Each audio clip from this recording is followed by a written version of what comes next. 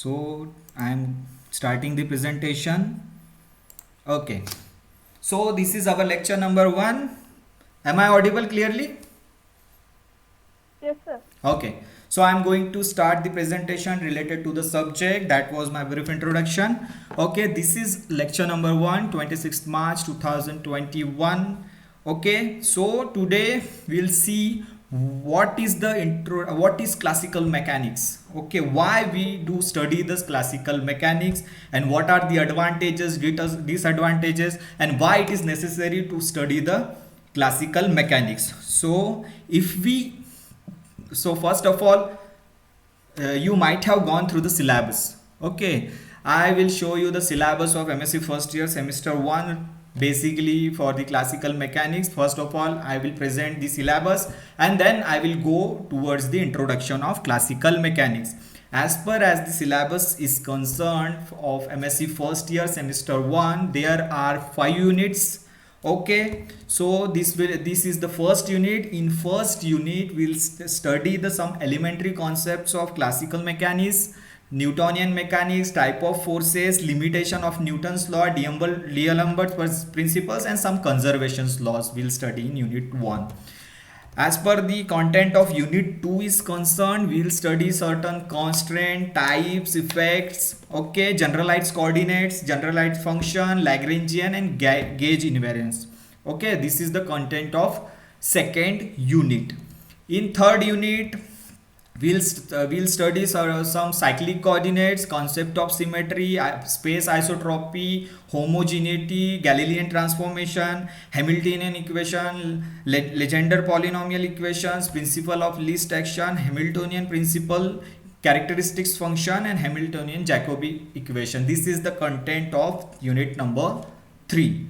And in unit 4 we'll study central force problem, their definition, two body central force problem, Kepler's law, equation, orbit classification, virial theorem, etc.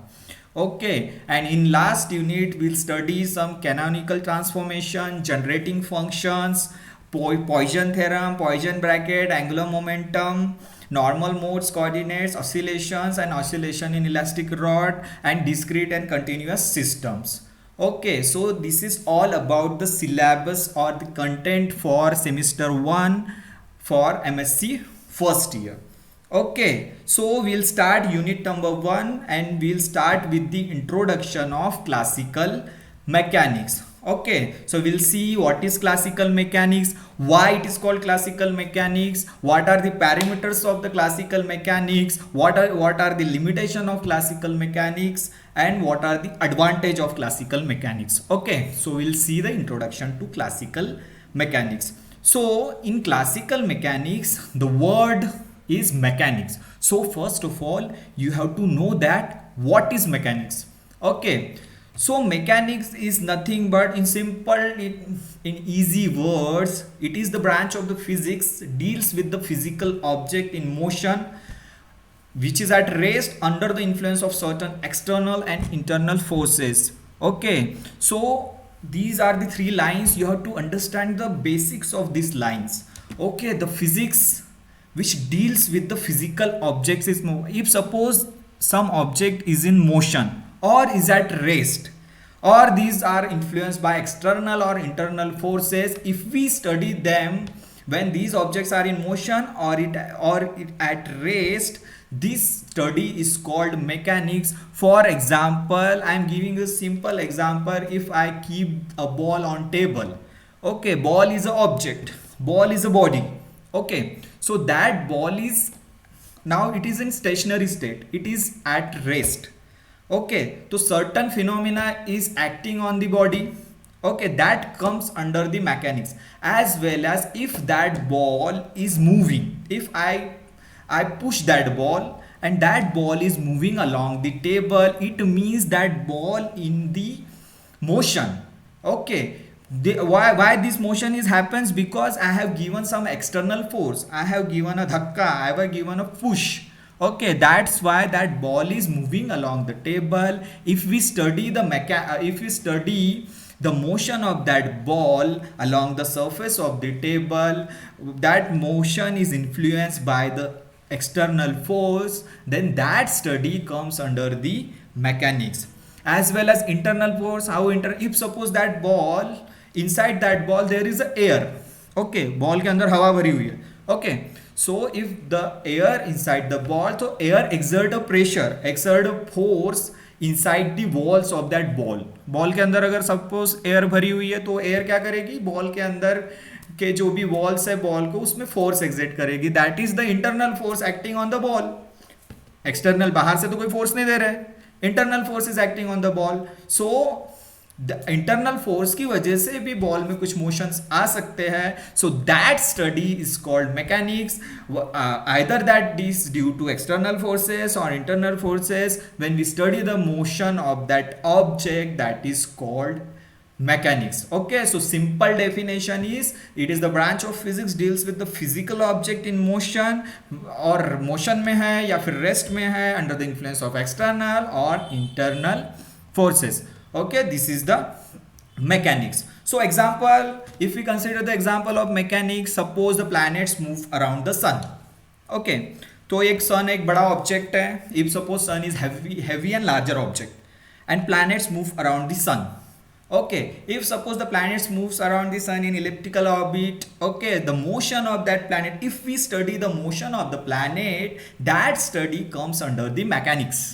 Okay, second example is if aeroplane flying around or aeroplane flying in air.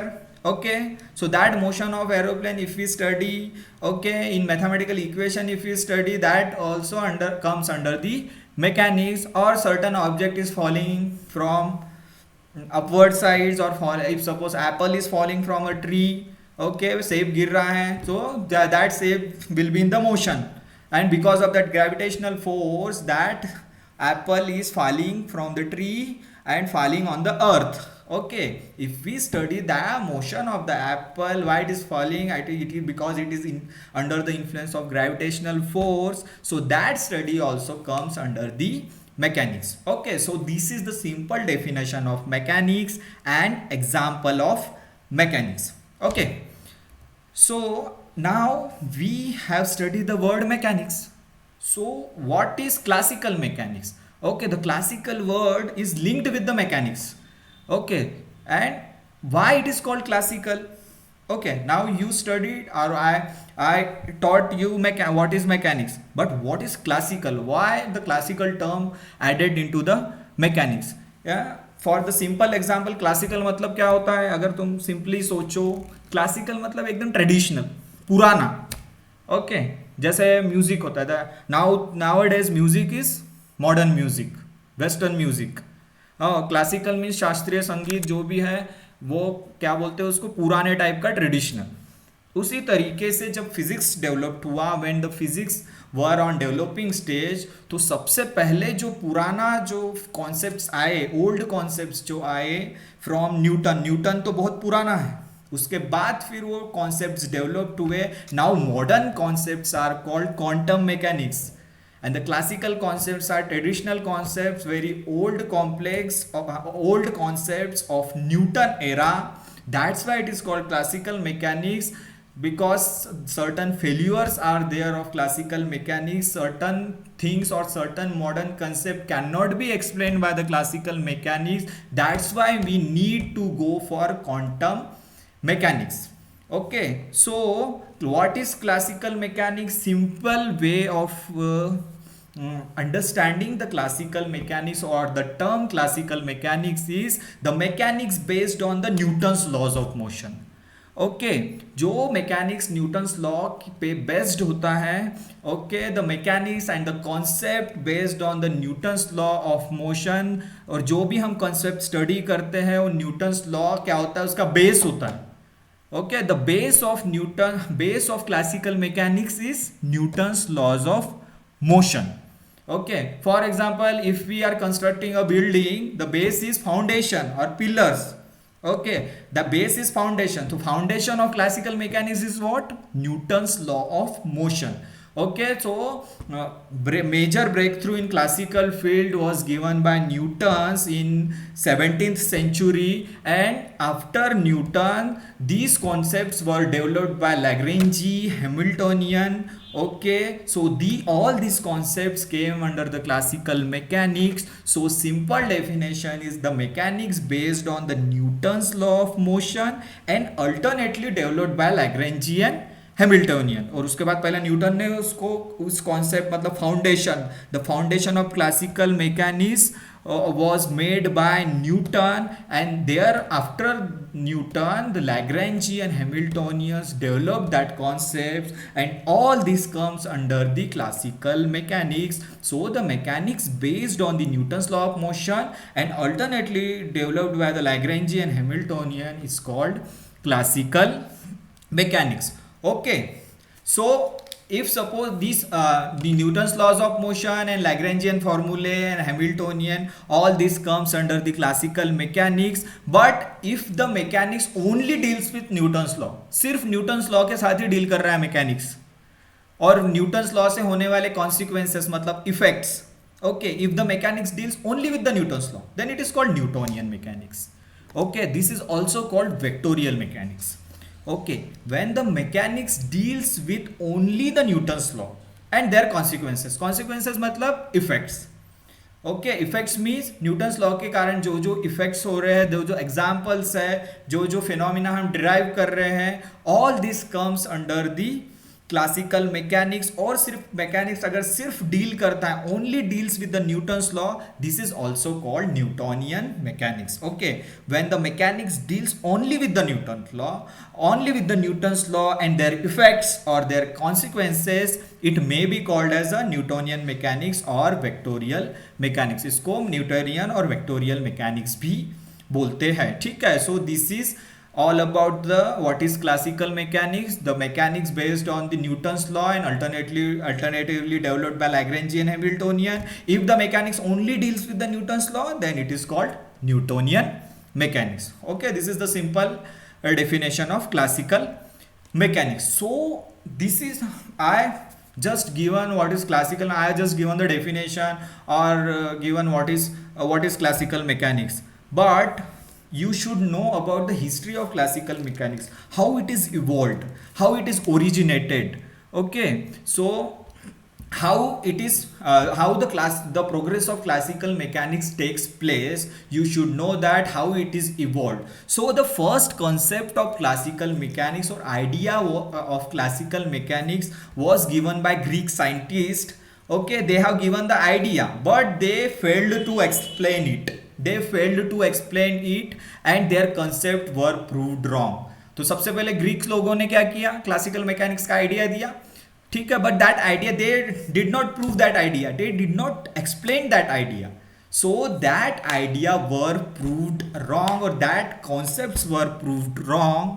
Okay, then after Greek people, after Greek scientists, okay, the Galileo Galilei came in between the 16th and 17th century. It means 1564 to 1642, and he had developed the core scientific ideas related to the classical mechanics.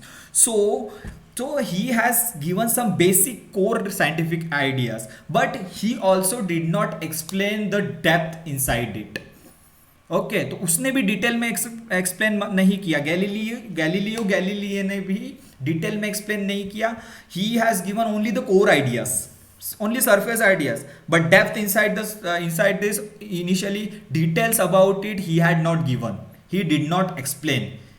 So the main thing और जो main evolution जो हुआ है classical mechanics का, the main evolution was taken place from the Newton era.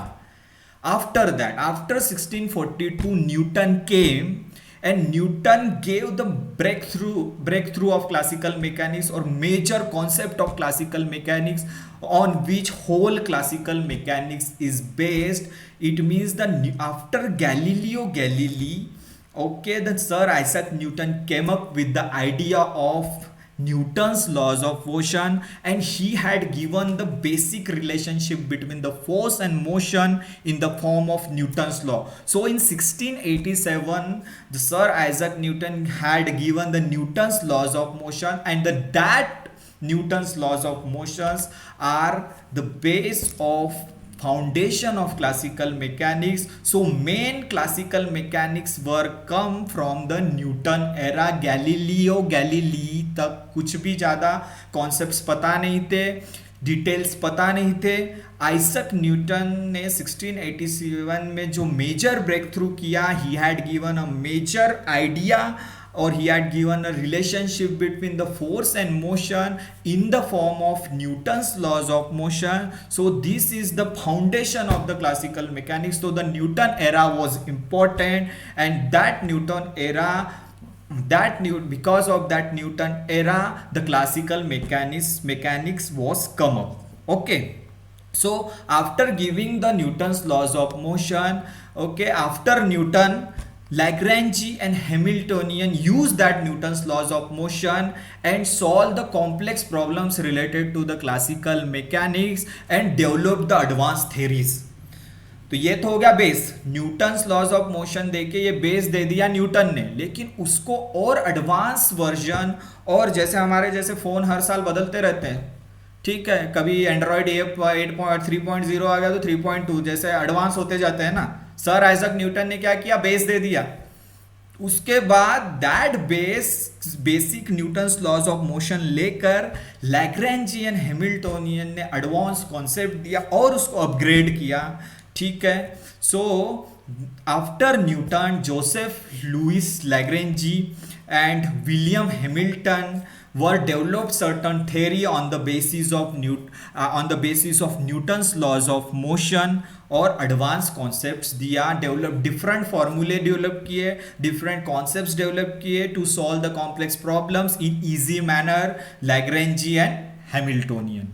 Okay, so this is the evolution of classical mechanics, how it is evolved. Okay, it is evolved from Greek people, then Galileo, then Newton's, and it ends with Lagrangian Hamilton. ठीक है, it is ends with Lagrangian Hamilton. तो इस तरीके से ये जो scientist लोगों ने जो स्टार्ट किया था, गैलीलियो ने, ही had given a core idea, but the main idea was came from Newton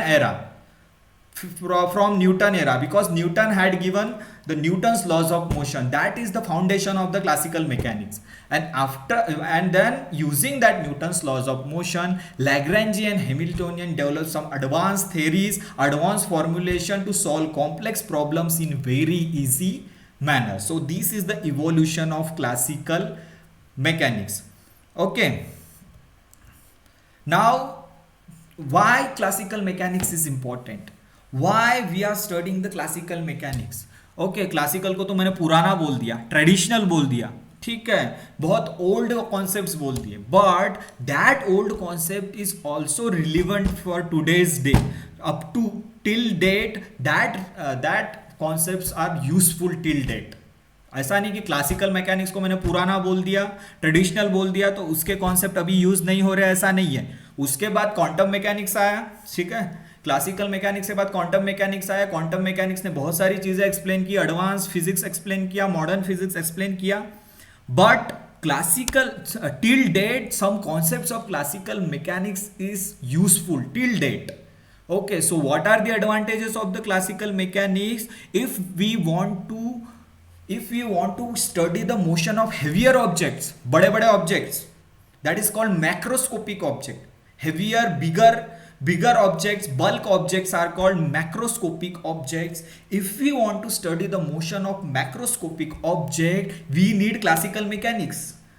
Okay, so if we want to measure, if we want to study the motion of earth around the sun, earth is very heavier object, sun is more heavier than earth. If we want to study the motion of that object, we need classical mechanics. So that is the advantage of, or that is the silent feature of classical mechanics. Okay, it is remarkable successful, मतलब classical mechanics successful हुआ है, okay, for dealing with the heavier objects and their motion.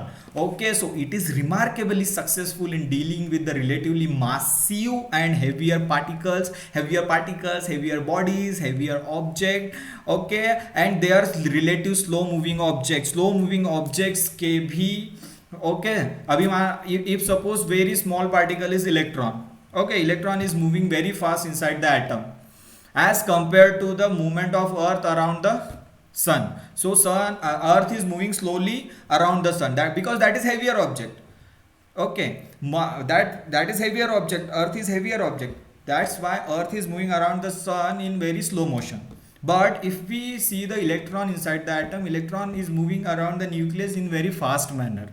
But classical mechanics fails to explain the motion of microscopic objects, microscopic particles means fundamental particles means electrons और nucleus के अंदर protons और neutrons रहते हैं, उनके motion को study करना है तो क्लासिकल मैकेनिक्स फेल हो जाएगा. लेकिन अगर बड़े ऑब्जेक्ट को स्टडी करना है, हेवियर ऑब्जेक्ट को स्टडी करना है, मैसिव ऑब्जेक्ट को स्टडी करना है, मैसिव पार्टिकल्स को स्टडी करना है, मैसिव बॉडीज को स्टडी करना है, so it will the classical mechanics is remarkable successful in dealing with the massive and heavier object, relatively slow moving objects. Okay, so this is the first advantage, this is the very important silent feature of classical mechanics. And second feature is this.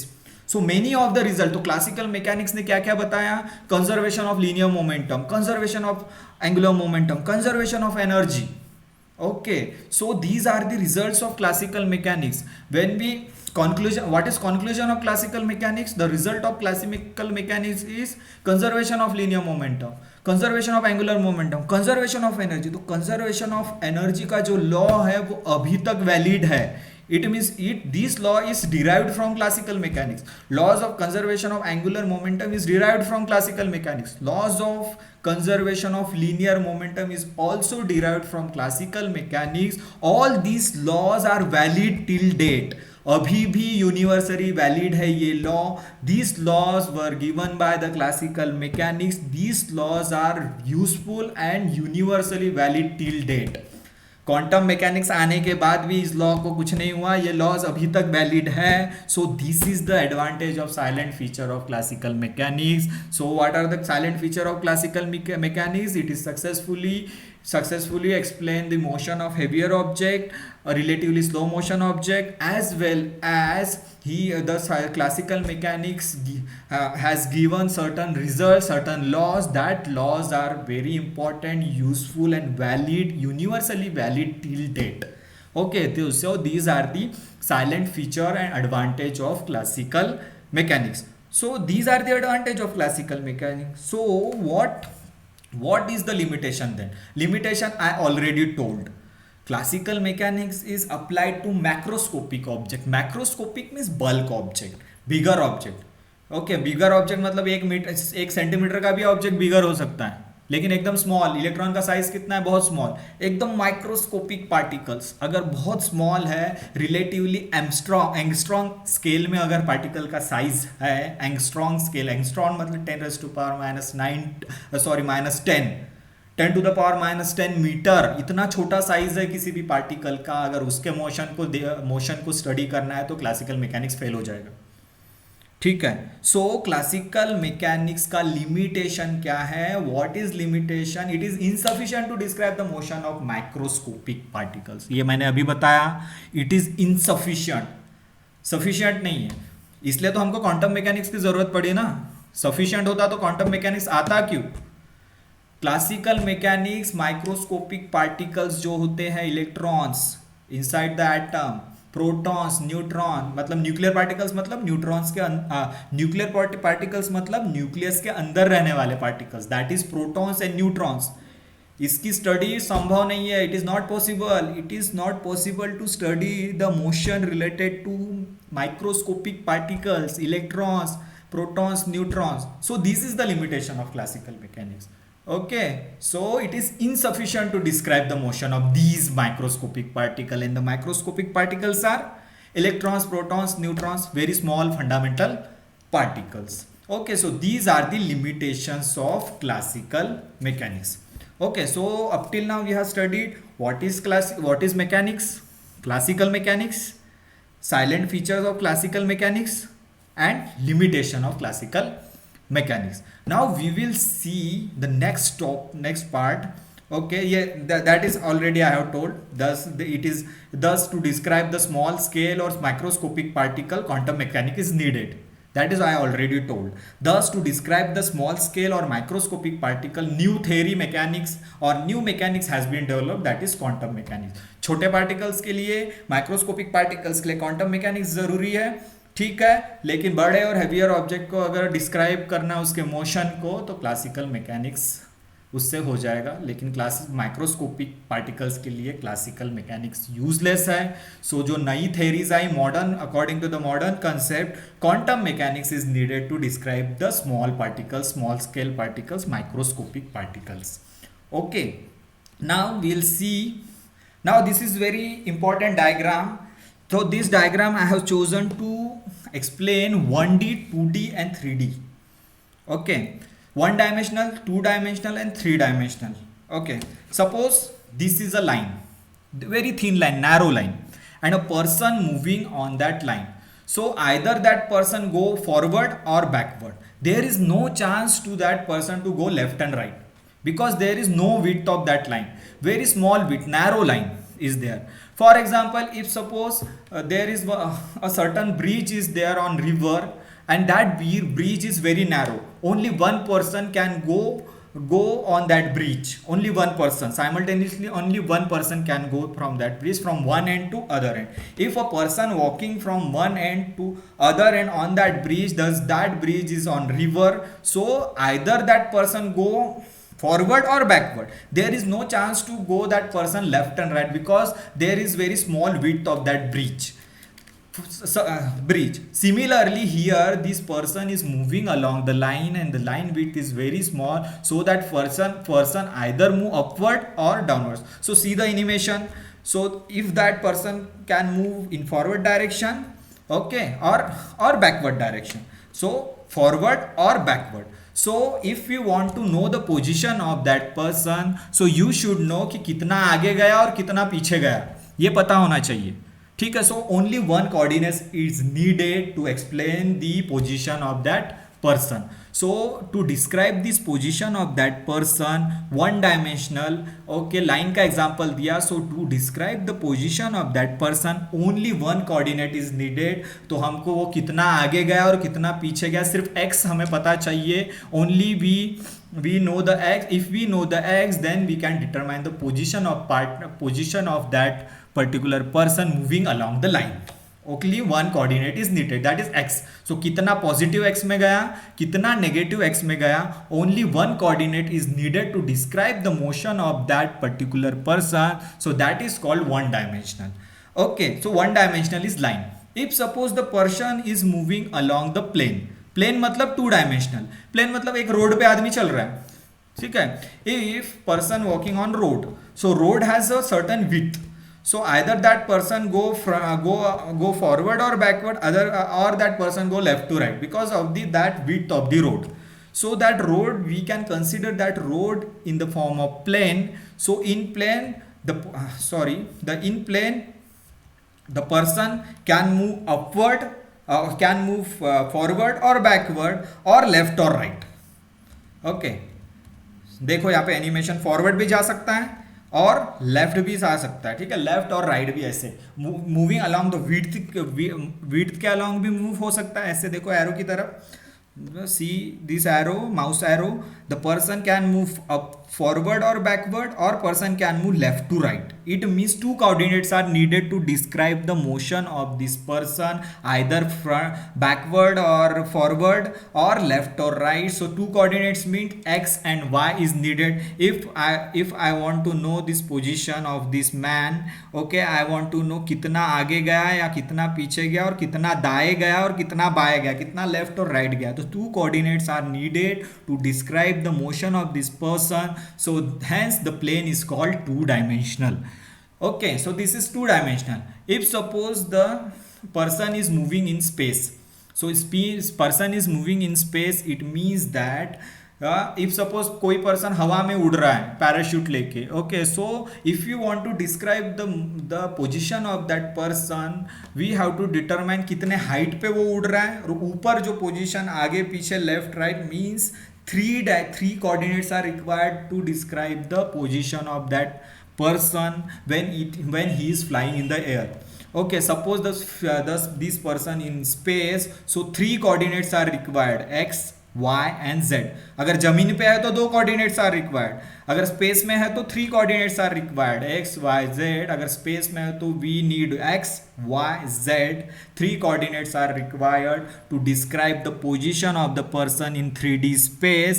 Hence it is called space is three dimensional, plane is two dimensional, line is one dimensional. Okay, so this is I put forward this slide for understanding of one dimensional, two dimensional and three dimensional motion.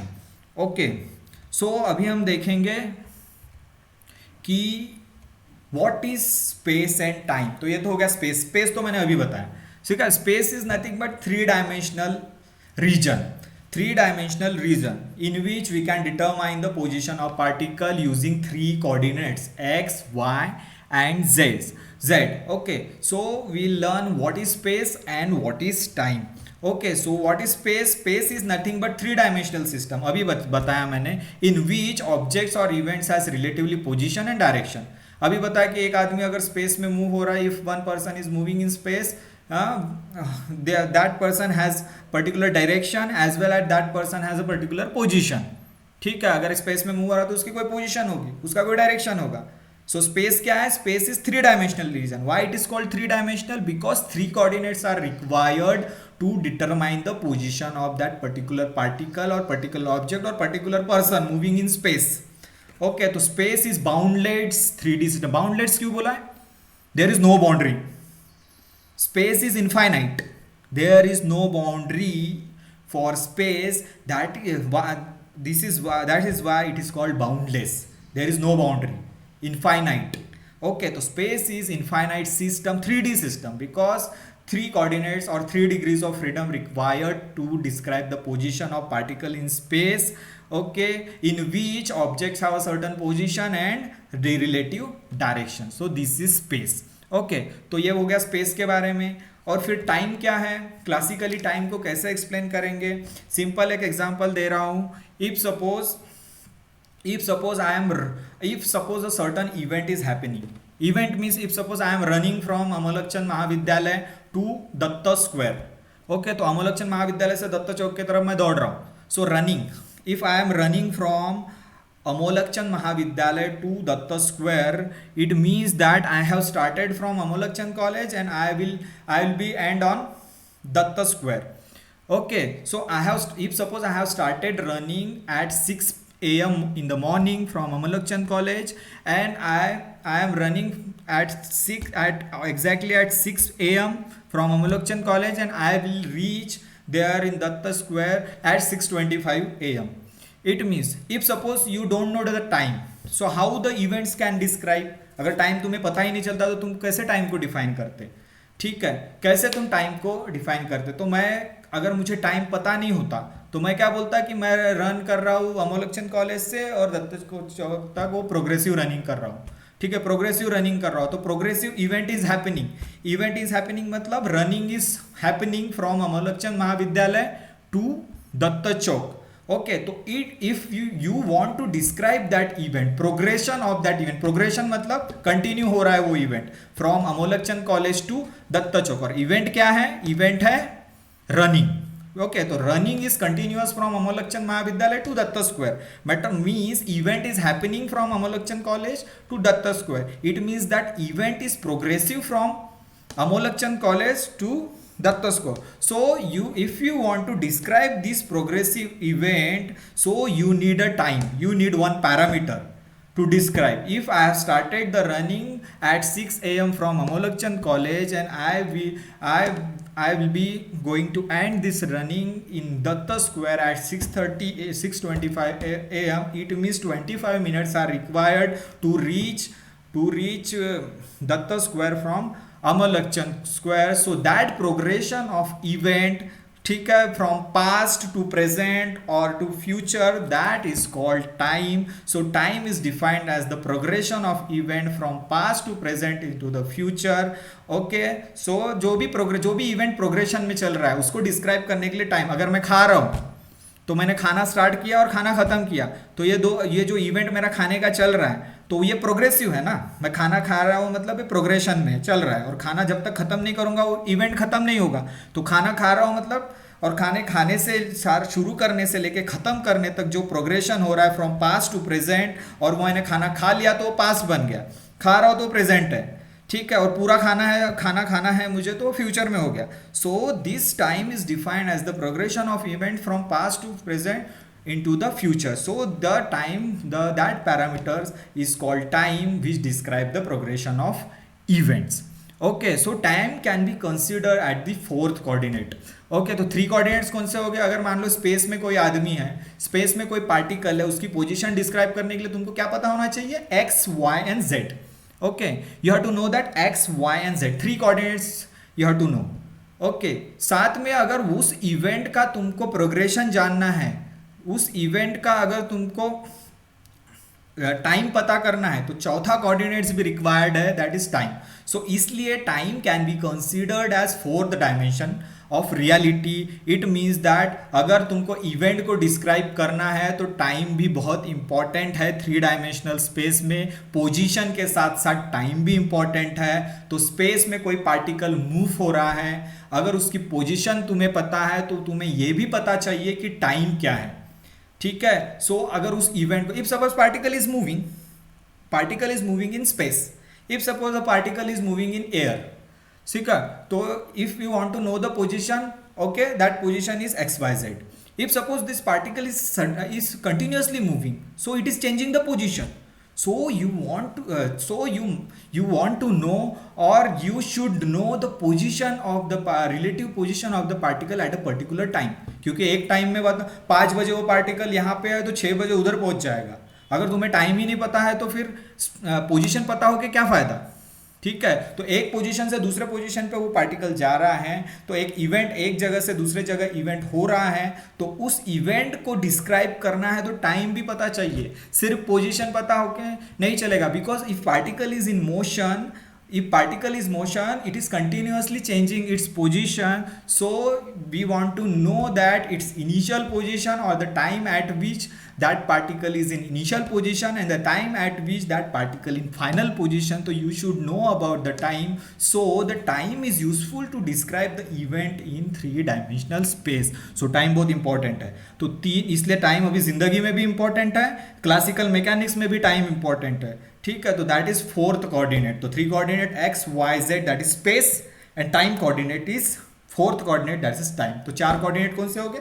X Y Z, ये हो गए space, और T मतलब time, ठीक है. So this is all about the space and time. और एक simple अभी मैं एक चीज बता रहा हूँ कि फ्रेम ऑफ रेफरेंस क्या होती है, ठीक है. Frame of reference means what. So एक सिंपल एग्जांपल दे रहा हूँ, ये देखो यहाँ पर. Just see, if suppose one person is standing in this position. अगर मान लो ये देखो मेरा एरो, देखो, just see the arrow of the mouse. If suppose one person is standing here, okay, and one person is standing here, and another person is standing at this position at the end. It means in the left hand this person is standing, in right hand this person is standing, and this middle person is standing in between those two persons. That gray color person or white color person is standing in between these two persons. So if look at these अगर ये आदमी है, this is a person, so this is person, and this middle person is standing at a distance x from this person, from left side person. But from right hand side person, this person is standing minus x, from distance minus x, because the distance is from left to right, and this is right to left, and this distance is from left to right. So left to right I can consider as plus x distance. From right to left I can consider this minus x distance. अगर मान लो कि मैंने इस position से देखा तो ये person plus x distance पे है. If I see this middle man from this position, so I can see it is at distance minus x. Okay, so this is all about the frame of reference. If I see from this side, so this person is positive x direction. If I see this middle person from this side, so it is standing at minus x direction. It means दो दृष्टिकोण हैं देखने का वो अलग हो जाता है. अगर मैं इस साइड से देखूंगा तो प्लस एक्स पे है, इस साइड से देखूंगा तो ये मिडल पर्सन माइनस एक्स पे खड़ा है. It means if I change the frame of reference, the relative position और relative distance will be changed. It means that if I see from this side, this is at plus x direction. If I see from that side, this is at the minus x direction. So that is the frame of reference. Simple example दिया. इसके example को अभी space में पढ़ेंगे. This is the space. Space means three coordinates x, y, z. अगर तीन axis है तो उसको space बोलेंगे, दो एक्सिस है तो उसको प्लेन बोलेंगे, और एक ही एक्सिस है तो उसको लाइन बोलेंगे. वो समझाया था मैंने, ठीक है. मोशन ऑफ मैन जब बताया था along the line, in the plane or in the space. So if suppose this is the space, okay, this is the space, okay, this is the space means this region is described by the x, y, z, three coordinates. Okay, so this is the space. Okay, three coordinates x, y, z. If suppose the position of particle is p, this is the particle, or this p is the position of the particle. So to describe the position of the particle, we need three coordinates x, y, and z. Okay, or at that particular instant or at that particular position we require fourth coordinate also, that is t, time. Okay, so this yellow circle is a particle, okay, having coordinates x, y, z because it is in space. अगर कोई भी चीज particle या body space में है तो कितने coordinates रहेंगे? तीन coordinates x, y and z. And if I want to describe its position in time t, so fourth coordinate will be time t. So the position, or the, if suppose the particle is at the point p, this is p, that is particle, so its coordinates will be x, y, z and t. Okay, the distance from origin, this is origin, the distance for origin and the distance from origin and to the position of the particle, if suppose this distance is called position vector, that is r. इसको हम radius vector और position vector भी बोलते हैं. Okay, so this R is the distance of the particle from origin, this is R, position vector. So R is required to describe the position of particle in space. If suppose यहां तक are है और आगे गया तो twice are हो जाएगा, और आगे गया तो थ्राइस आर हो जाएगा. सो आर क्या है? R is required to describe the position of the particle, hence R is called position vector, hence r is called position vector. So frame of reference क्या हो रहा है? Frame of reference means it is the coordinate system to describe the position of particle. So coordinate system मतलब three dimensional coordinate system. This is three dimensional coordinate system. Why it is three dimensional? Because x, y and z three coordinates are required. Oh, okay. So ये हो गया frame of reference means it is a coordinate system. अगर ये x, y, z नहीं होते तो हम position कैसे determine करते भाई? पोजीशन डिटरमाइन करना मुश्किल हो जाता. ये थ्री कोऑर्डिनेट्स है एक्स, वाई, जेड, मतलब स्पेस में अगर पोजीशन ऑफ पार्टिकल को डिस्क्राइब करना है तो we should know about three coordinates, that is X, Y, Z. It means that we should know the coordinate system. It means that this coordinate system to describe the position of the particle is called frame of reference. It means the coordinate system required to the describe the position of any particle is called frame of reference. और ये example क्या है? Cartesian coordinate बोलते हैं, because Cartesian coordinate system मतलब X, Y, Z. जो coordinate system X, Y, Z से represent करते हैं या प्रेजेंट करते हैं उसको बोलते हैं Cartesian coordinate system. So frame of reference means a coordinate system to required to know the position of the any particle. अगर मान लो यहाँ पे अगर पोजीशन मुझे जानना है, ये पॉइंट पी, अगर पॉइंट पी पे पार्टिकल प्रेजेंट है, if I want to know the position of the particle, so I should know X, Y, Z. मुझे एक्स, वाई, जेड पता होना चाहिए. So X, Y, Z is ये X, Y, Z क्या है? Coordinates. x, y, z, x coordinate, y coordinate, z coordinate. So these are the x, y, z are coordinates, and fourth coordinate is time. So this coordinate system required to describe the position of any particle is called frame of reference. An example is Cartesian coordinate system. तो x, y, z का जो भी system होता है coordinate, that is called Cartesian coordinate system. Cartesian coordinate system.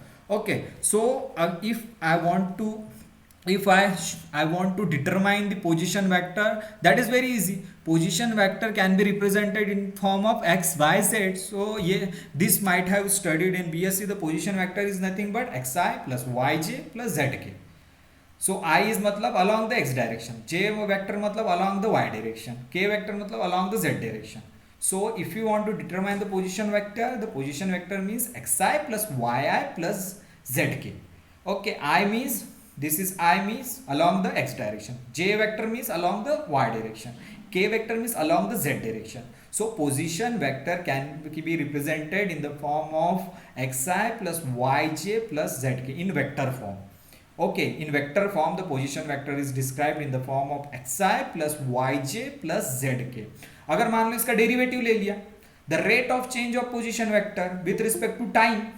Okay, the derivative of position vector with respect to time is velocity. Simple. Velocity अगर इसका derivative ले लिया, okay, if we have taken, if we take the derivative of this position vector dr by dt, it means velocity, it means rate of change of position vector is called velocity, that is v is equal to dr by dt. तो इसका भी derivative लेंगे तो क्या होगा, dx by dt I plus dy by dt j plus dz by dt k.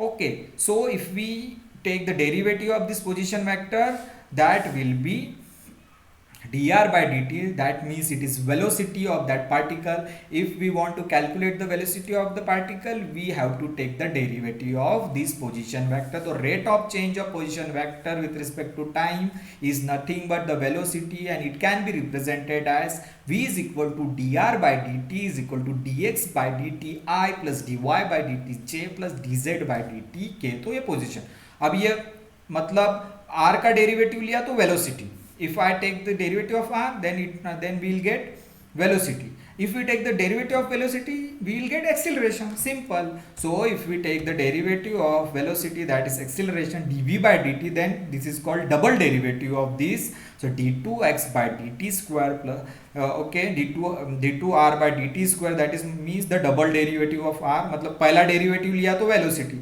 second derivative लिया तो acceleration. If we take the double derivative of this position vector, it means if we take the single derivative of velocity, it means a is equal to dv by dt is equal to double derivative of this position vector d2r by dt square. It will be d2x upon dt square I plus d2y dt square z plus d2z dt square k. Okay, तो पहला derivative means velocity, second derivative means acceleration. So if a particle is moving in 3D space, we can determine its position vector in the form of x y z, and using that position vector we can determine the velocity of the particle as well as the acceleration of the particle. Velocity of particle means the derivative of position vector, and acceleration of particle means the derivative of velocity. It means that double derivative of position vector. So this is the frame of reference. Frame of reference means the coordinate system to require to describe the position of the particle. So ये हो गया frame of reference. Okay, so ये तो मैंने basic चीजें बताई है कि what is classical mechanics. Okay, history of classical mechanics and why it is called mechanics, why it is called classical mechanics. Okay, then we have studied the motion, one dimensional, two dimensional, three dimensional, and afterwards we have studied the space and time. Space किसको बोलते हैं, time किसको बोलते हैं. Then we have studied the motion of the particle in space, that means coordinate system, and how the position vector is determined, how the velocity can be calculated from the position vector, and how the acceleration is determined in the form of position vector. तो ये जो होता है ये basic हो गया कि classical mechanics क्या है, फ्रेम ऑफ रेफरेंस क्या है, स्पेस क्या है, टाइम क्या है. तो सारा का सारा जो भी क्लासिकल मैकेनिक्स है, entire classical mechanics is based on Newton's laws of motion. And you might have studied in your BSc first year mechanics. जब तुमने बीएससी फर्स्ट ईयर में पढ़ा होगा तो you might have studied the Newton's laws of motion. ये तुमको पता है, मैं जस्ट रिकॉल करने वाला हूँ कि what are the Newton's laws of motion. अगर तुम लोग भूल गए होंगे तो ध्यान दो, अगर याद होंगे तो फिर से उसको रिकॉल कर रहा हूँ कि what are the Newton's laws of motion, because the entire classical mechanics is based on the Newton's laws of motion. So Newton's had given 3 laws of motion. You already know that because you might have studied in your BSc. There are 3 laws of motion: Newton's first law, Newton's second law, and Newton's third law. So what is Newton's first law? Newton's first law means law of inertia. ठीक है. So what is Newton's first law? Newton's first law is nothing but the law of inertia. अभी तुम बोलोगे कि what is inertia? You might have studied in your BSc. Inertia means अगर मैं दौड़ रहा हूँ, I am running, so my body is in motion. So my body has tendency to be in motion. My body has tendency to be in motion. That tendency is called inertia. If suppose I am sitting on chair, so my body has tendency to take rest. My body has tendency to be in state of rest. So that is also called inertia. अगर कोई body move हो रही है तो move ही होंगी, तो move होने की जो स्टेट है दैट इज कॉल्ड इनर्शिया. और साथ में अगर मेरी बॉडी बैठी हुई है, I am is at rest, so body की टेंडेंसी क्या है, रेस्ट में ही रहने की, तो that is also called inertia. तो इनर्शिया 3 टाइप्स के होते हैं. एक मोशन ऑफ इनर्शिया, अगर if the body is in motion then motion of inertia. If body is at rest then inertia of rest. Motion में है तो इनर्शिया ऑफ मोशन. अगर बॉडी एक ही जगह पे है बैठी हुई और ऑब्जेक्ट एक ही जगह पे रेस्ट में है तो उसको बोलते हैं इनर्शिया ऑफ रेस्ट. अगर बॉडी का डायरेक्शन अगर बॉडी लेफ्ट में मूव हो रही है, राइट में मूव हो रही है एक पर्टिकुलर डायरेक्शन में, तो उसको क्या बोलते हैं, inertia of direction. So 3 type की इनर्शिया होते हैं. अगर बॉडी मोशन में है तो इनर्शिया ऑफ मोशन. अगर बॉडी स्टेट में ऑफ रेस्ट में है तो इनर्शिया ऑफ रेस्ट. इफ अगर बॉडी मूव भी नहीं हो रही है, रेस्ट में भी नहीं है और मूव हो रही है तो उसका एक पर्टिकुलर डायरेक्शन स्पेसिफिक है, तो उसको क्या बोलते हैं, inertia of direction. So what is the statement for Newton's first law of motion? Newton's first law of motion बोलता है कि अगर मैं यहाँ पे बॉल रखता हूँ, अगर वो रेस्ट में है बॉल टेबल पे, तो it will remain at rest. अगर बॉल मूव हो रहा है, ठीक है, एक एक्सटर्नल फोर्स से, तो वो रिमेन मूव होगा. जैसे ग्राउंड पे अगर मूव कर रहा हूँ मैं, फुटबॉल को एक किक मार दिया ग्राउंड पे, तो बॉल मूव होगा, लेकिन कुछ समय बाद बॉल रुक जाता है. क्यों रुकता है? फ्रिक्शनल फोर्स की वजह से. ग्राउंड क्या करता है, उस पर फ्रिक्शनल फोर्स देता है. अगर मान लो फ्रिक्शनल फोर्स नहीं होता और बॉल पे कोई भी फ्रिक्शनल फोर्स नहीं होता, ग्राउंड का फ्रिक्शन 0 है, तो अगर बॉल को मैं लात मारूंगा तो वो मूव ही होते जाएगा. मतलब the ball will remain in motion. Okay, जब तक उसको अगर ग्राउंड को फ्रिक्शनल फोर्स की वजह से वो बॉल रुक रहा है, अगर फ्रिक्शनल फोर्स का टेंडेंसी उस पर नहीं होता तो वो बॉल मूव ही होते जाता. साथ में अगर बॉल मैं यहाँ पे रख रहा हूँ तो बॉल रेस्ट में है, जब तक मैं उसको एक्सटर्नल फोर्स नहीं दूंगा तब तक वो मूव नहीं होगा. So body will continue in state of rest और इन कंटिन्यूअस मोशन और uniform motion unless it is acted by the external force, unless it is acted by the external force. Okay, जब तक उसको एक्सटर्नल फोर्स नहीं दे. जैसे अभी बस move हो रही है, इफ बस is moving on road means that बस इज इन यूनिफॉर्म मोशन, और वो यूनिफॉर्म मोशन में ही रहेगी हमेशा. कब तक? जब तक ड्राइवर ब्रेक नहीं लगाता. ब्रेक लगाना मतलब एक फोर्स लगा रहा हूं मैं एक्सटर्नली, तो वो रुकेगी. ठीक है. So the bus will move continuously in uniform velocity unless it is acted by the external force. अगर मैंने बॉल यहाँ रखा तो वो रेस्ट पे यहीं पे रहेगा जब तक मैं उसको फोर्स नहीं लगाऊंगा. ठीक है. So a body continue in its state of rest और कांस्टेंट वेलोसिटी और constant uniform motion unless it is disturb by external force, unless it is disturb by external influence. तो जब तक उसको एक्सटर्नली फोर्स से मैं डिस्टर्ब नहीं करूंगा, कंटिन्यू ही रहेगी बॉडी. ठीक है, continue he state of rest में रहेगी या कंटिन्यू ही स्टेट यूनिफॉर्म मोशन में रहेगी. The state of rest or the tendency of body remain in state of rest or in uniform motion, that tendency is called inertia. That's why this Newton first law is called law of inertia. मतलब अगर मैं move हो रहा हूँ तो मेरी body move ही होगी. ठीक है, जब तक मैं थक नहीं जाता हूँ या जब तक कोई एक्सटर्नल फोर्स नहीं लगता तो वो मूव ही होगी. So that tendency is called inertia. अगर बॉडी रेस्ट में हो तो रेस्ट में ही रहेगी जब तक मैं एक्सटर्नली उसको फोर्स नहीं दूंगा. So that is also called inertia. तो इनर्शिया भी 3 टाइप के होते हैं, एक रेस्ट वाला इनर्शिया, मोशन वाला इनर्शिया और डायरेक्शन वाला इनर्शिया. ठीक है. So inertia means the tendency of body remain at state of rest और in uniform motion, that is called inertia. तो इसका एग्जाम्पल जब मैं समझाऊंगा, न्यूटन्स लॉ के बहुत सारे एग्जाम्पल्स तुमने पढ़े होंगे बीएससी में. You might have studied the the examples of Newton's first law, लेकिन एक सिंपल एग्जाम्पल से तुम्हें एक आइडिया क्लियर हो जाएगा कि इनर्शिया क्या है। ठीक है, तो ये एक सिंपल एग्जाम्पल दे रहा हूँ, ये देखो एग्जाम्पल, ध्यान दो। एग्जाम्पल क्या है न्यूटन्स फर्स्ट लॉ का?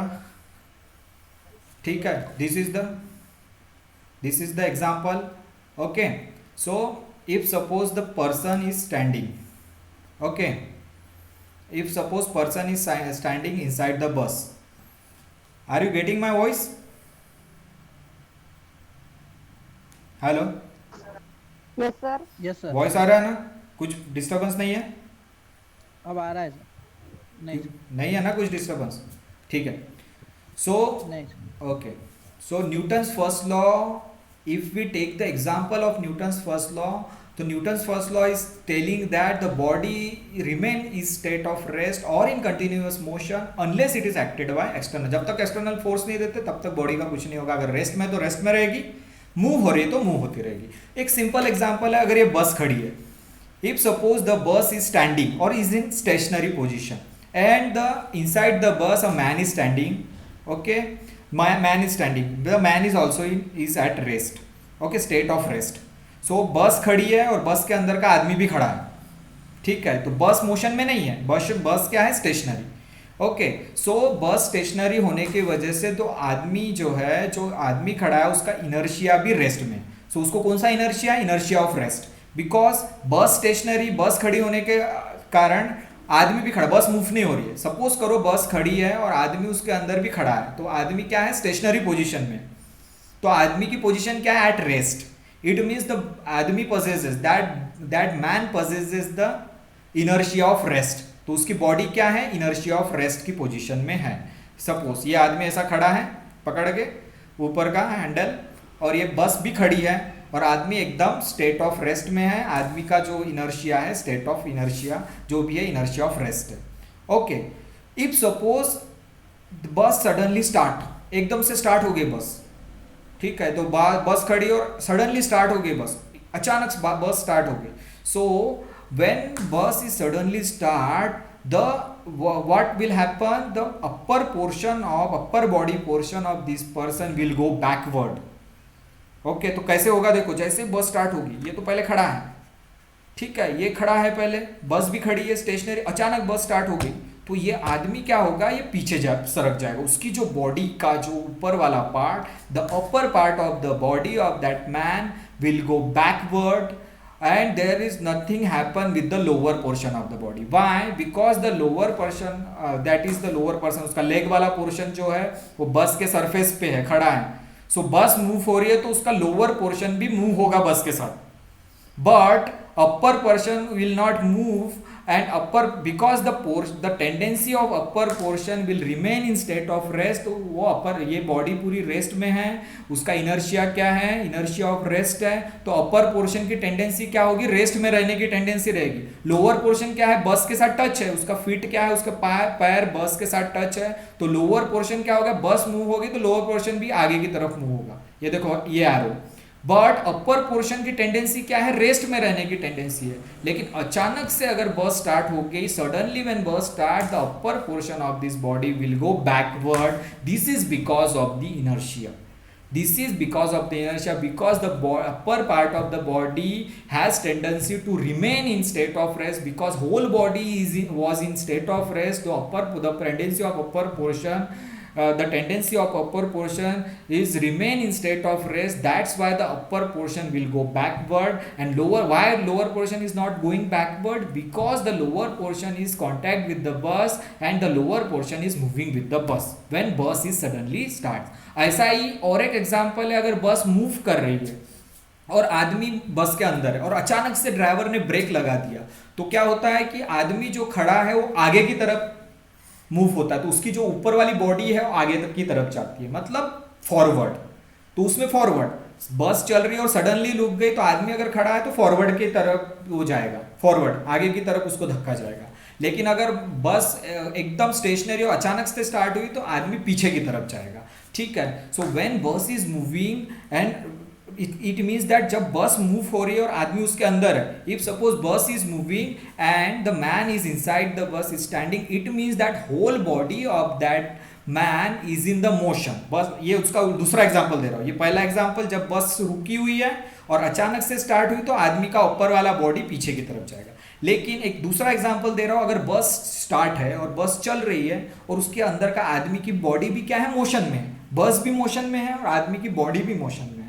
So the tendency of that body, the man's body has in state of motion। तो state of motion में है बॉडी, तो बॉडी की टेंडेंसी क्या रहेंगी कि वो मोशन में ही रहे। लेकिन अचानक से अगर ब्रेक लगा दिया ड्राइवर ने तो क्या होगा, हमारा बॉडी का जो अपर पार्ट है वो आगे की तरफ जाएगा। चलती हुई बस अचानक रुक गई तो बॉडी का पार्ट आगे की तरफ जाएगा और नीचे वाला पार्ट जैसे वैसे ही रहेगा, क्योंकि नीचे वाला पार्ट क्या है, बस के साथ कांटेक्ट में है तो बस रेस्ट में आएगी, नीचे का भी पार्ट रेस्ट में आएगा। लेकिन अपर वाला पार्ट जो है हैज टेंडेंसी टू मूव। जब बस जा रही है तो अपर वाला बॉडी का भी टेंडेंसी होगी कि मूव होते रहना। तो अचानक ब्रेक लगाएगा तो अपर वाले बॉडी क्या होगी, आगे की तरफ झुकेगी, आगे की तरफ, फॉरवर्ड की तरफ। Okay, so that tendency, because the body initially was in state of motion when bus was running or bus was running, it means that the body has tendency to remain in state of motion. When we suddenly apply the brake, the upper portion of body will bend forward और forward की तरफ झुक जाएगा, आगे की तरफ झुक जाएगा। बिकॉज बॉडी की टेंडेंसी क्या, मूव होने की है। अचानक ब्रेक लगा तो आगे की तरफ झुकेगा। That is because of the inertia of motion. बस अगर चल रही है अचानक रुक गई तो वहां इनर्शिया ऑफ मोशन होगा। अगर बस रुकी हुई है और अचानक स्टार्ट हो गई तो वहां इनर्शिया ऑफ रेस्ट होगा। ठीक है, तो इस तरीके के एग्जाम्पल्स हैं न्यूटन्स लॉज ऑफ motion के। This is the first law of motion. And what is the second law of motion? Very easy. The second law of motion is also called law of force, and it is nothing but the rate of change of momentum is directly proportional to the force, impressed force। impressed force मतलब unbalanced force। Unbalance force मतलब एक simple example दे रहा हूँ। तब जब तुम्हारा मतलब स्पोर्ट्स होते हैं तो तुम टग ऑफ वॉर खेलते हो। Okay, what is tug of war? एक साइड से एक ग्रुप खींचता है रस्सी को, एक दूसरे साइड से ग्रुप खींचता है। अगर मान लो कि एक साइड वालों की एनर्जी, ताकत ज़्यादा हो गई तो पूरा का पूरा जो रोप है उस साइड में आ जाता है, तो हो गया unbalance force. That is unbalance force. अगर मान लो दोनों साइड के लोगों ने सेम फोर्स लगाया और रोप क्या है, रोप मूव ही नहीं हो रही है, जैसे कि वैसे ही है, that is called balance force. So Newton second law क्या बोलता है कि the rate of change of momentum is proportional to the unbalance force, that is called impressed force. Rate of change of momentum मतलब change of momentum with respect to time. अब momentum मतलब क्या हो गया, मोमेंटम मतलब mass into velocity. If suppose you are running, so you have a particular weight, it means mass, and you are running means you have a particular velocity. So it means that if your body is in motion, it means that body is have momentum, body have momentum। okay, तुम दौड़ रहे हो तो तुम्हारे body का एक मास है और तुम एक पर्टिकुलर स्पीड से दौड़ रहे हो, वेलोसिटी से दौड़ रहे हो, तो वेलोसिटी इनटू मास, और मास के वजह से अगर तुम्हारी बॉडी मोशन में है तो तुम्हारी बॉडी को क्या आ गया, momentum. So that is called linear momentum, mass into velocity. क्योंकि तुम्हारा मोशन क्या है, लीनियर है, तुम अलोंग द पाथ दौड़ रहे हो। ठीक है, रोड पे अगर तुम रनिंग कर रहे हो तो इट मीन्स दैट तुम्हारी बॉडी को क्या है, मास है, and you are running with a particular velocity. So mass और वेलोसिटी अगर तुम्हारी बॉडी में, it means that your body has momentum. So rate of change of momentum मतलब टाइम के रिस्पेक्ट में मोमेंटम चेंज हो जाएगा। अगर मान लो तुम अगर इनिशियली दौड़ रहे हो तो बहुत ज़्यादा मोमेंटम के साथ दौड़ोगे, कुछ दूर जाने के बाद थक जाओगे तो मोमेंटम कम हो जाए। इट मीन्स दैट टाइम के साथ मोमेंटम चेंज हो रहा है। So that change of momentum is directly proportional to the force. It means that is dp by p is momentum. The rate of change of momentum मतलब dp by dt is nothing but the impressed force, F is force, that is equal to the force. So the rate of change of momentum is equal to the impressed force, that is force. F means force. Okay, so ये कैसे क्या है, rate of change of momentum equal to force. तो Newton's of law से हम और एक expression derive करते हैं। तो second form of the Newton second law, first form is F is equal to dp by dt। Rate of change of momentum is equal to the force, F is impressed force, और dp by dt means rate of change of momentum. Momentum मतलब time के respect में momentum change हो रहा है, that is F is equal to dp by dt। dt. So momentum is nothing but it is very easy expression. Just see it. P is equal to m into v.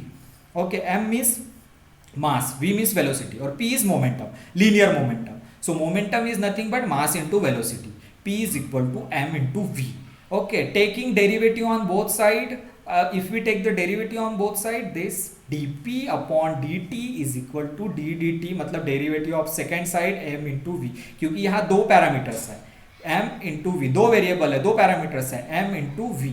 So m is mass and v is velocity.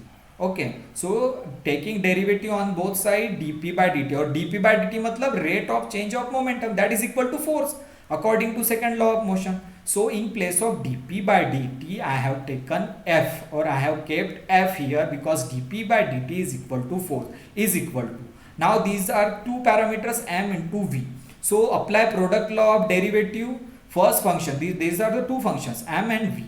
So apply the product law of derivative. So first function is the derivative, first function into derivative of second function into derivative of first. So d dt of mv is m, that is first function, m into derivative of second, dv by dt, plus second function into derivative of first, dm by dt. Okay, but mass is constant, किसी भी body का मास क्या होगा, constant होगा, and the derivative of constant is zero. So dm by dt is zero since m is constant and the derivative of any constant quantity is zero. You might have studied in mathematics derivative portion में. So dm by dt is zero, it means this term will be zero. So if this term will be zero, then f is equal to m into dv by dt. Okay, so f is equal to m into dv by dt. This term will be zero because m is constant and derivative of constant is zero. So this second term will be zero. So we are remained with f is equal to m into dv by dt, and dv by dt मतलब rate of change of velocity is called acceleration. So dv by dt is acceleration. Since dv by dt is equal to a, it means acceleration. So f is equal to ma. We have started with momentum and we are come up with f is equal to ma. So this is the second form of Newton's second law of motion, that can also be represented in the form of s equal to ma. मतलब अगर मास ज्यादा है तो force ज्यादा होगा, that is directly proportional. अगर मास कम है तो फोर्स कम होगा. ठीक है, तो f is equal to ma. This is the second form of the Newton's second law. This Newton's second law is also called law of force. Okay, so Newton second law के दो form है. पहला form मैंने अभी बताया, f is equal to dp by dt, and second form is f is equal to ma. Okay, तो this is the Newton second law. And what is the example of Newton second law? Very simple example. ये देखो एक example दे रहा हूं. This is very simple example, that is f is equal to ma. So if suppose this is a spherical stone and this stone has have large mass 400 kg. सो ये आदमी क्या हो गया, उसको पुश कर रहा है. This man is pushing this stone, but he require a large force to push this 400 kg stone, spherical stone. Large force is required because mass is more, so large force is required because f is equal to ma. If mass is more, large force is required to bring that body into acceleration. इस body को अगर move करना है, acceleration में लाना है 400 kilo के stone को, तो बहुत ज़्यादा फोर्स लगेगा. So more force is required because mass is larger to bring this body or to bring this stone, circular stone, or to bring this spherical stone into acceleration. More force is required. लेकिन अगर पत्थर छोटा है, if stone is of पत्थर छोटा है means stone has less mass, less weight, 40 kg. So very less force is required to bring this stone into acceleration. If it means that if mass is less, less force is required. If mass is more force is required. So f is equal to ma, means f कब ज़्यादा रहेगा, जब मास ज़्यादा है. f कब कम रहेगा, जब मास कम है. It means that अगर किसी बॉडी को एक्सेलरेशन में लाना है, उसको धक्का देना है, उसको पुश करके एक्सेलरेशन में लाना है, अगर बॉडी का मास कम है तो कम फोर्स लगेगा, बॉडी का मास ज़्यादा है तो ज़्यादा फोर्स लगेगा. It means f is equal to ma. If you want to bring the body in acceleration, if body's mass is larger then more force is required. If body's mass is less, then less force is required. That is the example of second law of motion. Okay, and the last is Newton's third law of motion. That is very easy. You might have studied in BSc. To an every action there is an equal and opposite reaction. ये हम statement तो पढ़ते हैं, BSc में हमने laws पढ़ लिए, we have studied the laws in BSc, but we don't know the physical significance of all this law. What are the example of that law? We don't know, or we didn't know the physical significance of law. सिर्फ statement रटने से काम नहीं होता. Statement तुम रट रहे हो, हाँ मुझे लॉस पता है, I can state this law to an every action there is an equal and opposite reaction. Statement देने से काम नहीं चलता, but what is inside the statement, what is the exact physical meaning of that statement is very important. अगर वो study नहीं कर रहा, वो नहीं समझ में आया, तो तुम लॉ रट के कोई फायदा नहीं है. फर्स्ट लॉ तुमने रट लिया कि body is continuously in state of rest और in uniform motion unless it is acted by external force. ये बोल के तुम मेरे सामने दिखा रहे हो तो वो कोई मतलब नहीं. अगर उसका मीनिंग समझा है, उसका मुझे फिजिकल सिग्निफिकेंस तुम बता रहे हो, तो मैं समझूंगा कि तुमको न्यूटन्स लॉ ऑफ मोशन आ गए. Otherwise Newton's law of motion को तो मैं एक स्टेटमेंट में ऐसे ही रट के बता सकता हूँ, लेकिन फिजिकल सिग्निफिकेंस, फिजिकल मीनिंग, उसका एग्जाम्पल्स क्या है वो एक्चुअली पता है, तो मानूंगा कि तुमको फिजिक्स पता है. Newton behind the Newton's laws of motion. Okay, सिर्फ पढ़ के स्टेटमेंट देना पढ़ाई नहीं है फिजिक्स की. फिजिकल सिग्निफिकेंस, हर चीज में फिजिकल सिग्निफिकेंस है, because the subject is physics. you are dealing with the subject physics. Every portion, every concept, every law and every example has a physical significance. इसलिए उसको फिजिक्स बोलते हैं. Physical significance हर चीज का proof है. हर चीज क्यों हो रही है, उसका कॉज है और इफेक्ट है. फिजिक्स क्या है? तुम फिजिक्स बोलते हो कि मेजरमेंट, जो भी मेजरमेंट की स्टडी को फिजिक्स बोलते हैं. फिजिक्स नहीं, जो कॉजेस और जो इफेक्ट्स को स्टडी करना फिजिक्स है. अगर मैं ये बॉल हाथ में ले रहा हूँ, बॉल फेंक रहा हूँ, तो बॉल फेंकने के पहले क्या था और बॉल फेंकने के बाद क्या हुआ, उसका कॉज क्या है. बॉल क्यों मैंने फेंका, वो है कॉज, और बॉल फेंकने के बाद क्या हुआ, दैट इज इफेक्ट. तो study of cause and effect is physics. Okay, so that is important. So you should remind that you have to understand the physical meaning of every concept of physics. That is important. So what is Newton's third law? Newton's third law, to an every action there is an equal and opposite reaction.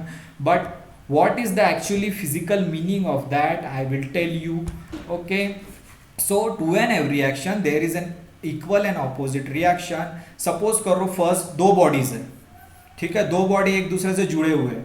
सो तो क्या हो रहा है, दो object, two objects are very close to each other, just in contact with each other. So one object will exert a force on second object and the second object will exert a force on first object. But these both the actions, one is action and other is reaction, that is equal and opposite. Suppose F12 is equal to minus of F21. F12 means the force on first body due to second, force on first body due to second, and second is force on second body due to first, force on second body due to first. Okay, तो force on first body due to second मतलब F12, force on second body due to first मतलब F21. तो ये दोनों क्या रहेंगे, equal रहेंगे, but opposite. Minus आया, माइनस क्यों आया, बिकॉज ऑपोजिट. देखो, to an every action there is an equal and opposite reaction. Opposite मतलब माइनस, इक्वल मतलब F12 is equal to F21, but minus क्यों आया, क्योंकि ऑपोजिट रिएक्शन है. इसका एग्जांपल भी दूंगा, अब सिर्फ जान लो कि F12 is nothing but the minus F21.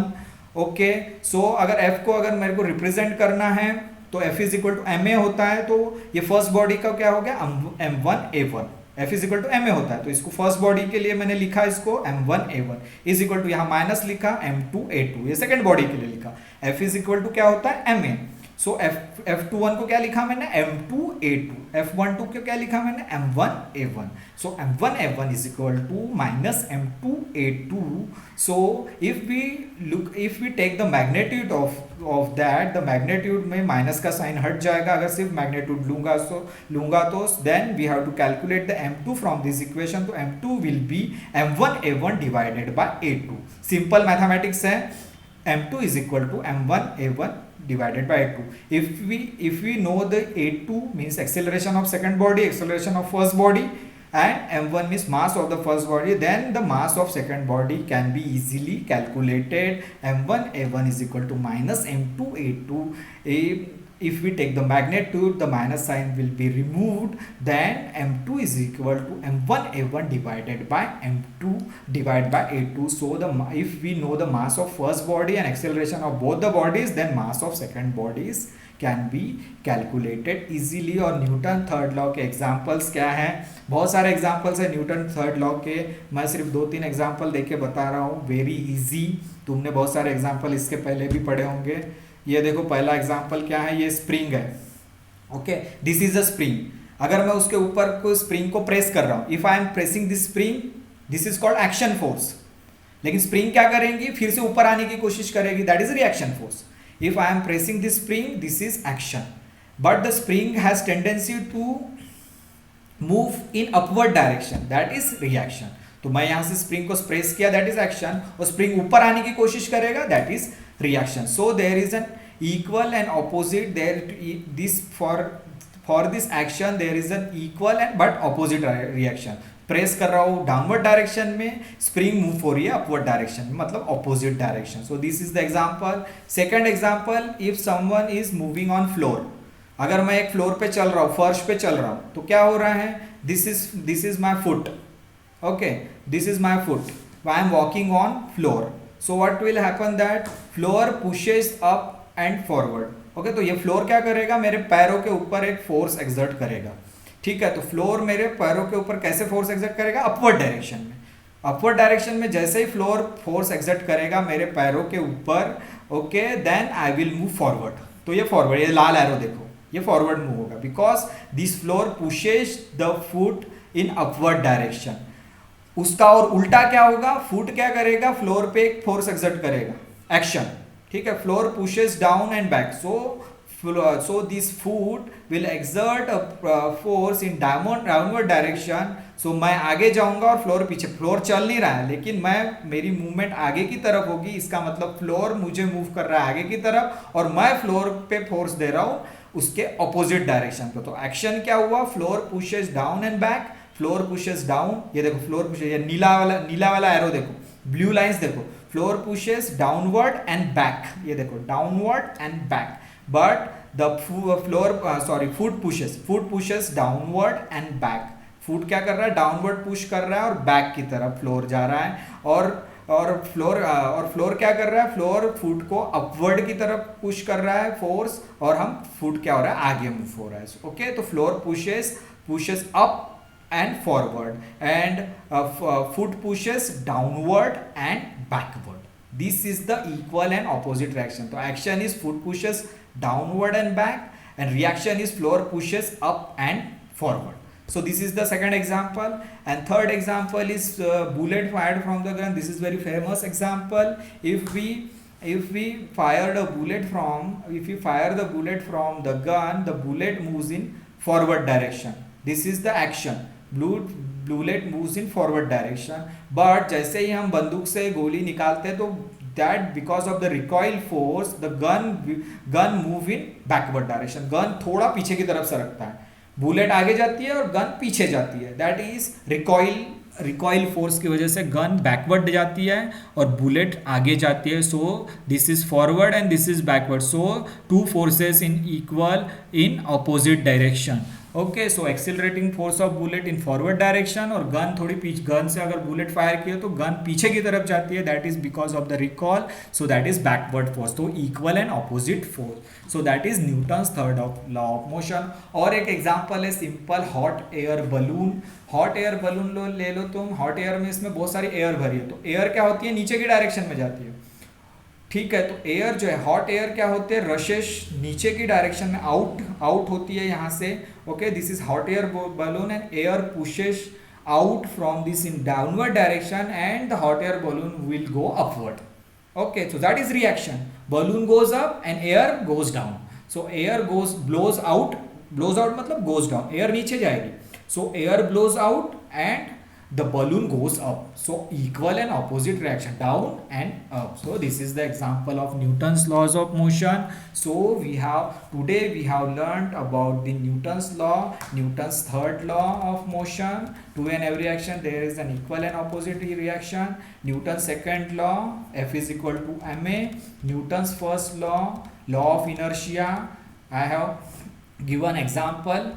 Okay, and before frame of reference and coordinate system we have studied space and time concept related to step space and time. We have studied one dimensional, two dimensional and three dimensional motions. We have studied the limitation of classical mechanics, why quantum mechanics is needed because of certain limitations associated with the classical mechanics, and we have studied the silent features and advantages of classical mechanics, and we have studied the history of classical mechanics, how it is evolved from Greeks to Lagrangian, Hamilton, and the main portion of classical mechanics come up with the Newton era, that is the major breakthrough. This is the foundation of classical mechanics, Newton's laws of motion. And initially we have studied what is mechanics and why it is called classical mechanics. Okay, so today it's all about the syllabus related things and the introduction of classical mechanics.